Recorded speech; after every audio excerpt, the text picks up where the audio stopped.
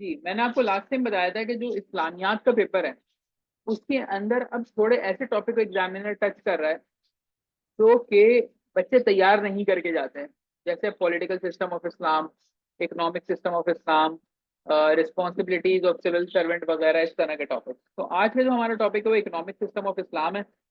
सबसे पहले देखते हैं कि इसकी आउटलाइन क्या बनेगी। बेटा, आप अपने कंपलसरी ऑप्शनल्स में आप आउटलाइन दे सकते हो, ठीक है।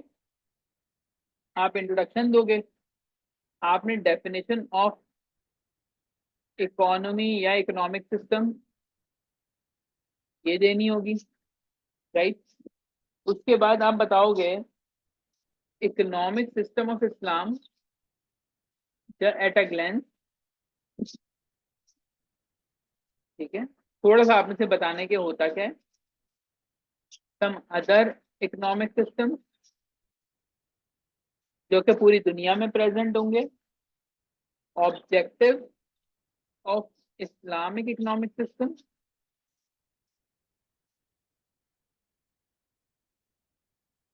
और इसके बाद आपके पास आ जाएगा सेलिएंट फीचर्स ऑफ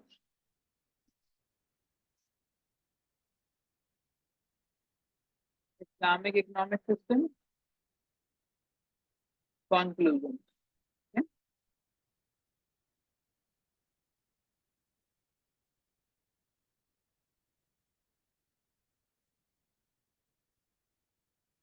जी, हेमंत, आपके पास जब भी सवाल आएगा इकोनॉमिक सिस्टम ऑफ इस्लाम, या आप जब भी तैयार करोगे, आपने ऐसे ही तैयार करना है उसको। बात समझ में आ रही है?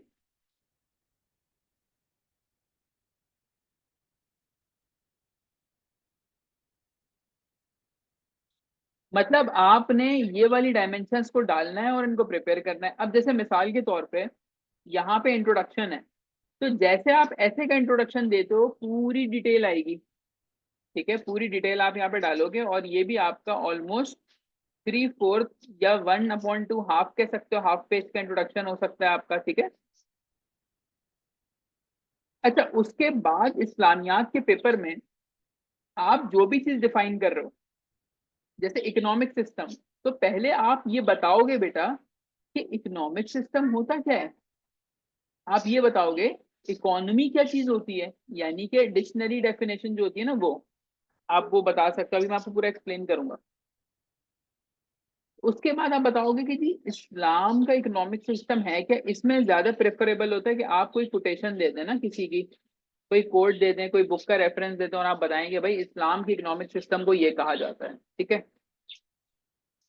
दुनिया के अंदर और कौन कौन से सिस्टम काम कर रहे हैं, जैसे कैपिटलिज्म, सोशलिज्म, कम्युनिज्म,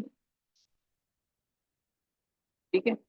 बहुत सारे इज्म काम कर रहे हैं, और उसमें और इस्लाम में क्या फर्क है, ये बात आप पढ़ोगे, ठीक। उसके बाद आप बताओगे जी इस्लामिक जो सिस्टम है इकोनॉमिक, उसके ऑब्जेक्टिव्स क्या है, मतलब वो क्या करेगा अगर इस्लामिक ऑब्जेक्टिव, जो अगर इस्लामिक सिस्टम आ जाएगा तो उसके ऑब्जेक्टिव्स क्या क्या होंगे, हम उस पर बात करेंगे। और इस्लामिक सिस्टम के फीचर्स क्या क्या हैं, ठीक है। तो आपको ये सवाल आना चाहिए क्योंकि अभी इकोनॉमी आपकी सफर कर रही है, और एग्जामिनर भी चाहेगा कहीं ना कहीं से उसके अंदर वो इस्लाम को लेकर आए, ठीक है। यहाँ तक बात समझ में आई?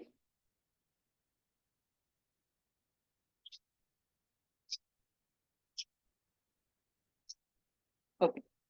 अब जब भी आपने इसका इंट्रोडक्शन देना है, तो इंट्रोडक्शन आपका क्या होता है कि आप पहले टॉपिक को इंट्रोड्यूस करवाते हो कि हमारा टॉपिक क्या है, सही है। अच्छा, मैं आपको इसका मेरा कुछ लिखा हुआ है, मैं आपको नोट्स प्रोवाइड कर दूंगा क्लास के बाद। अभी फिलहाल आप इसको समझ लें कि इंट्रोडक्शन में क्या आता है। बेटा, इंट्रोडक्शन में आप ऐसे बताओगे कि इस्लाम का जो इकोनॉमिक सिस्टम है ये कॉम्प्रिहेंसिव है, ठीक है। और इस्लाम का जो इकोनॉमिक सिस्टम है, मैं ऐसे पॉइंट लिखता हूँ। Number 2, for public benefit,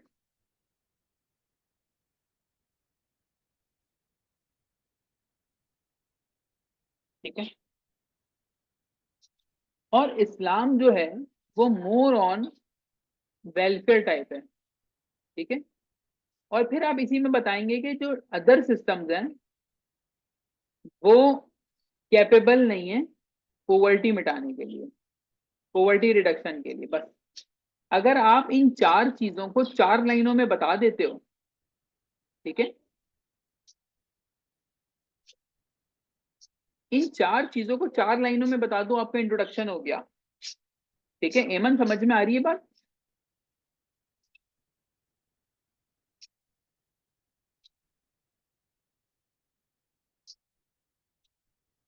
okay.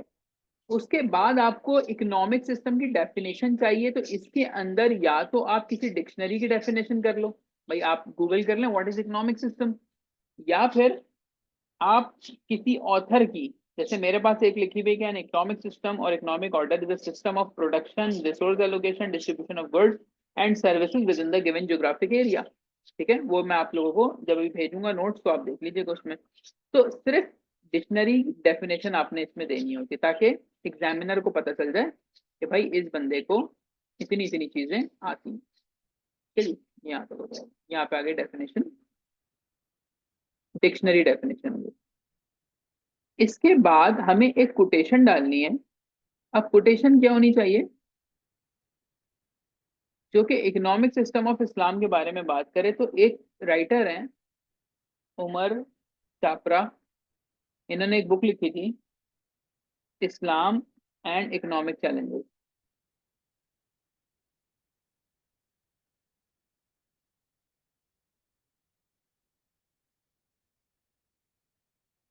ठीक है, अब आप बताओगे इन्होंने इसमें क्या बात बोली। इन्होंने इसमें ये बात बोली है, economic system of Islam has ability to provide all the elements necessary for human well-being, human well-being in accordance with। ठीक है, अच्छा ये पूरे है, एक दो लाइनें और है इसके अंदर ना, मैं अभी आपको सिर्फ एक समझा रहा हूँ कि आपने जब इस वाली हेडिंग में बात करनी है, तो आपने किसी भी ऑथर के, वो उमर छापरा हो सकता है, वो कोई अंग्रेज हो सकता है, या कोई वो हमारे इस्लामिक लीडर हो सकते हैं, आपने उनकी मिसाल दे देनी है इसके अंदर। ठीक है, तो यहां से आपने बेस बना दिए सवाल की। अभी तक आपने सवाल शुरू नहीं किया, अभी आप बेस बना रहे हो, डिक्शनरी डेफिनेशन फिर इस्लाम का बताया। ठीक है बेटा, उसके बाद आप बताओगे कि यार दुनिया में और भी तो इकोनॉमिक सिस्टम्स मौजूद है। ठीक है, एमन ये बताइए, आपको नॉलेज है इन सब चीजों की कि कैपिटलिज्म क्या है, सोशलिज्म क्या होता है, कम्युनिज्म क्या चीज है, आइडिया है? नहीं आइडिया? देखो, कैपिटलिज्म जो है वो सरमायादाराना निजाम है जो पाकिस्तान में चल रहा है।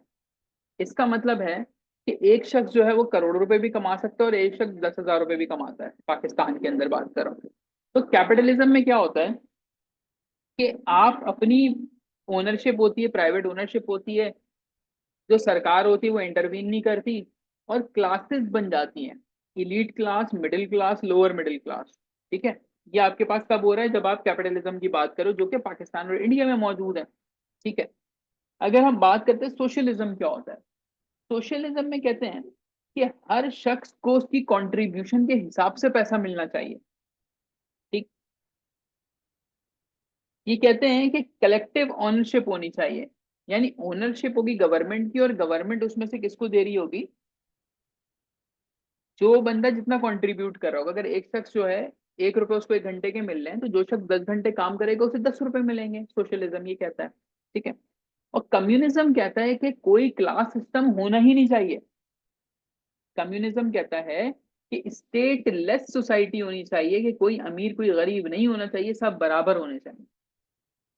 ठीक है, तो इसके अंदर हम क्या करेंगे कि कैपिटलिज्म, सोशलिज्म और कम्युनिज्म को हम डिफाइन करेंगे कि ये होते क्या हैं, एक एक लाइन में, दो दो लाइनों में आप बताएंगे, और फिर ये बताएंगे करंट मामला क्या चल रहा है। ठीक है, एक हेडिंग आप लगाएंगे, current situation of world.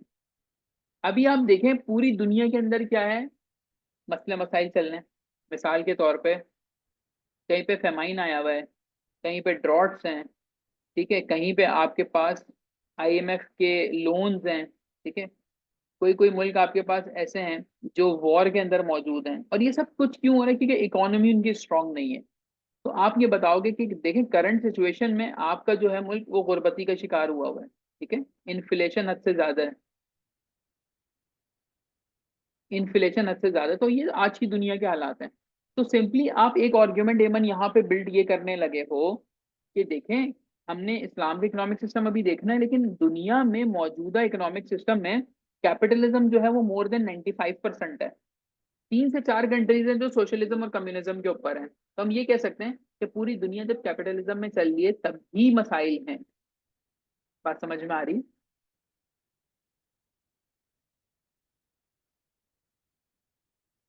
Okay.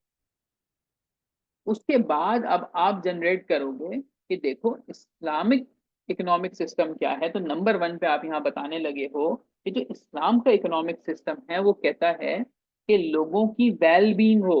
Well being का क्या मतलब है? लोग अच्छे से रहें, लेकिन with in the jurisdiction of Islam, with in the jurisdiction of Islam. नहीं, ऐसा नहीं है एमन, वो ऐसे के अंदर होता है। इसके अंदर सवाल आता है कि discuss the Islamic economic system and do you think the modern world problem can be solve by implementing the objectives या implementing the laws of Islamic economic system. तो फिर हमें पूरा शुरू से बताना होता है, ये 8 पेजेस पे जाएगा आपका जवाब। डिलेड रिस्पॉन्स ओनली फॉर ऐसे है, इसमें डिलेड रिस्पॉन्स नहीं, सारी काम की बातें, कोई भी मैंने इररेलेवेंट बात अभी तक की नहीं है इसमें, ठीक है। तो अब हम आ गए यहाँ पे मेन चीज, objective of Islamic economic system. अच्छा, इनकी मैं आपको तादाद बता दूं कैसे होगी ताकि आपका ये फेयर निकल जाए। आपने इंट्रो दिया आधा पेज, ठीक है, इन 4 बातों में आपने आधा पेज गुजारा। डेफिनेशन भी आपकी मोर और लेस आधे पेज की होगी, ठीक है, तो ये 1 पेज आपका कंप्लीट हुआ। उसके बाद ये आपने उमर छापरा साहब की जो है वो लिख दी, ये भी तकरीबन, अच्छा आधा पेज मैं क्यों कहता हूँ, क्योंकि जब हम पेपर में लिखते हैं ना तो मार्कर से हेडिंग लगाते हैं, एक लाइन छोड़ते हैं, फिर लिखते हैं, फिर लाइन छोड़ेंगे, तो तकरीबन 1.5 पेज आपका यहाँ कंप्लीट हो गया है। उसके बाद सम अदर इकोनॉमिक सिस्टम्स है, capitalism, communism, socialism. It depends on your skill कि आप इस पे 1 पेज लिख सकते हो, 2 पेज लिख सकते हो, कितना लिख सकते हो, लेकिन 1 पेज तक काफी होता है, ठीक है। तो ये आपका तकरीबन 2.5 पेज आपका यहाँ कंप्लीट हो जाता है।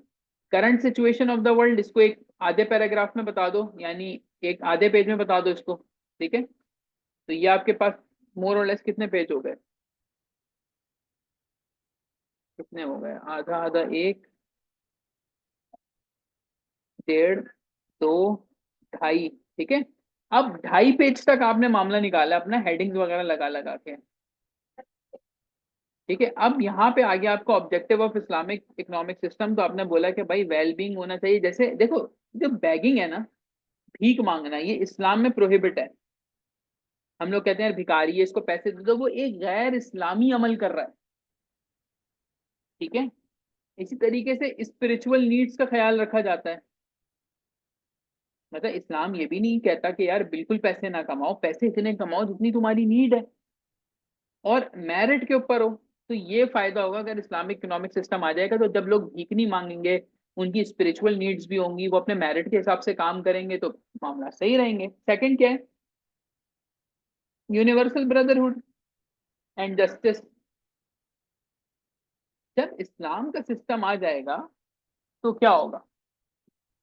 देखो, जब लोग चोरी नहीं करेंगे, थेफ्ट नहीं करेंगे, जब लोग रॉबरी नहीं करेंगे, तो सोशल एविल्स कम हो जाएंगे, ठीक है। सोशल एविल्स कम हो जाएंगे तो लोग जो हैं वो एक पीसफुल माशरा बन जाएगा। बात समझ में आ रही है?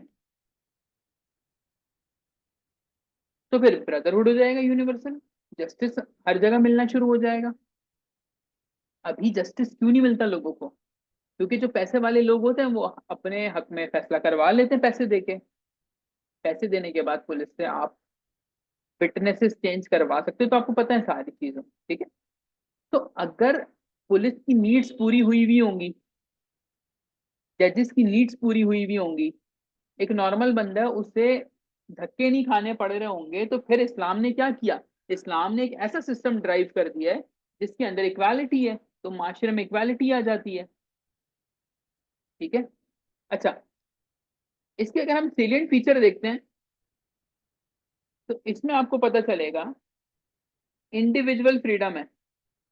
मतलब इस्लाम की तरफ से ऐसा कोई नहीं है कि यार आप पे कोई बर्डनाइज किया जाएगा आपको बार बार, नहीं, आपके पास अपना फ्रीडम है, आपने जो कारोबार करना है आप करें, हाँ, लेकिन इस्लामिक हिसाब से आपने करना है। अच्छा, एक्यूमुलेशन ऑफ वेल्थ जो है ना, एक्यूमुलेशन ऑफ वेल्थ को इस्लाम जो है ना मना करता है। बात समझ में आ रही है? कि आज अगर मेरे पास कहीं से करोड़ों रुपए आ जाता है तो मैं क्या करूं, जमा करके रखूं कि नहीं मेरे फ्यूचर में काम आएगा, फ्यूचर में काम आएगा। इस्लाम बोलता है एक्यूमुलेशन ऑफ वेल्थ नहीं करनी। जो पैसा है उसको निसाब के हिसाब से बांटते रहो। जब तुम पैसा मार्केट में सर्कुलेट करवाओगे तो वो गरीब के पास भी जाएगा, है कि नहीं?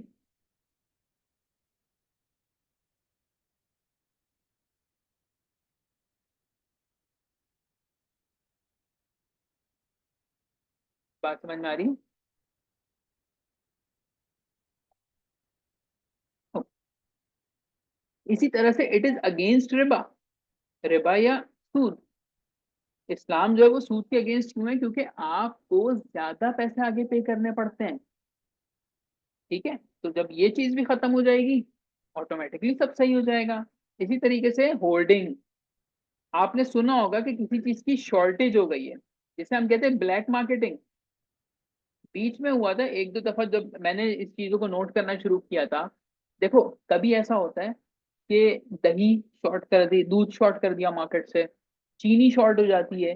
ये जो टर्म हम कहते हैं ना, ये शॉर्ट हो रही है और कहीं मिल रही है तो महंगी मिल रही है, ये एक्चुअल में होता क्या है कि जो ये बड़े बड़े इंडस्ट्रियलिस्ट होते हैं ना, ये उसको रोक लेते हैं, ये सप्लाई नहीं देते। जब सप्लाई नहीं देते, डिमांड बढ़ जाती है, डिमांड बढ़ जाती है तो महंगे पैसे बेचता है। इस्लाम होल्डिंग को मना करता है कि माल को होल्ड नहीं करो। ठीक है। और पांचवी चीज है कि इस्लाम प्रोमोट करता है हलाल वेज ऑफ अर्निंग। ठीक है। अगर हम इन पांच चीजों को पाकिस्तान पे क्या पूरी दुनिया पे इम्प्लीमेंट करते हैं तो तमाम मसले मसाइल ठीक हो जाएंगे। यस या नो?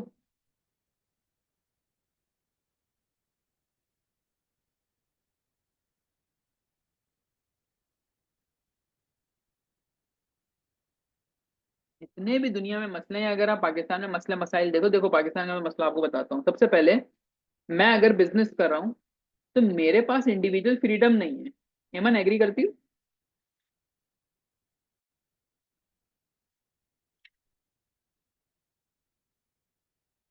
मेरे पास इंडिविजुअल फ्रीडम इस वजह से नहीं है क्योंकि मुझे में गवर्नमेंट इन्वॉल्व है, मेरे काम में गवर्नमेंट इन्वॉल्व है। ठीक है। पाकिस्तान में हर शख्स अक्यूमुलेशन ऑफ वेल्थ के लिए लगा हुआ है। जी सर, बिल्कुल लगा हुआ है। हर कोई बंदा पैसा, मैं आप सब क्या कर रहे हैं, पैसे जमा कर रहे हैं।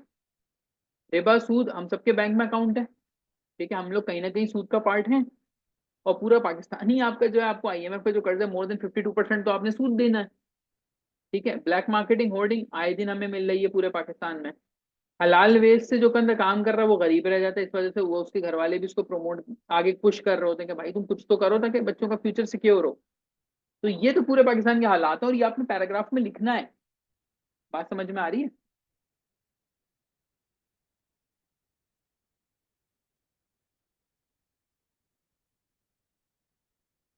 ठीक है।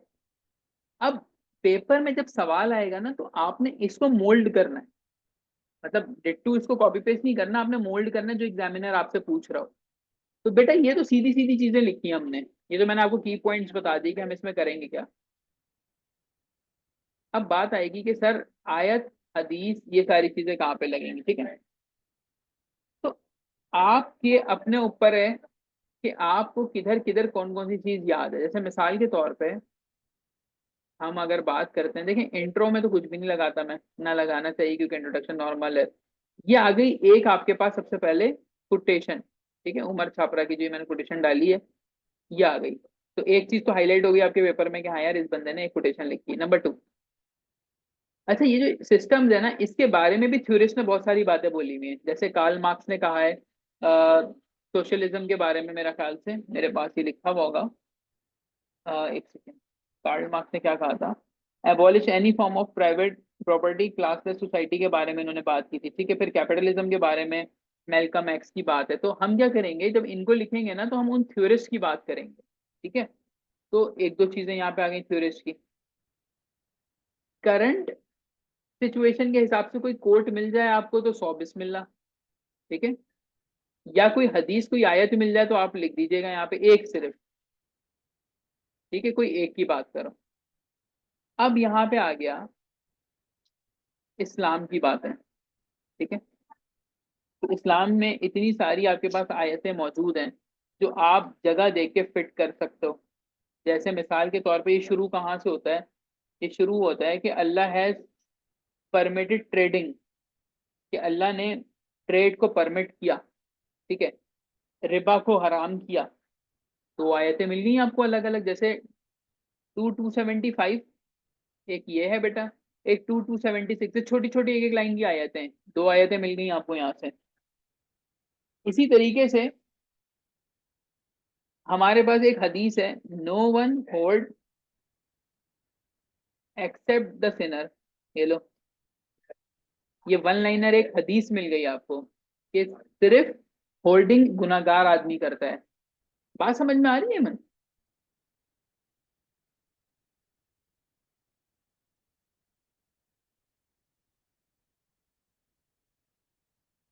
ओके। इसी तरीके से बचपन से एक चीज सुनते आ रहे होगे कि एक हदीस है कि मजदूर का पसीना खुश्क होने से पहले उसको उसकी अमाउंट दे दी जाए, ठीक है। तो ये क्या बनता है? पे द लेबरर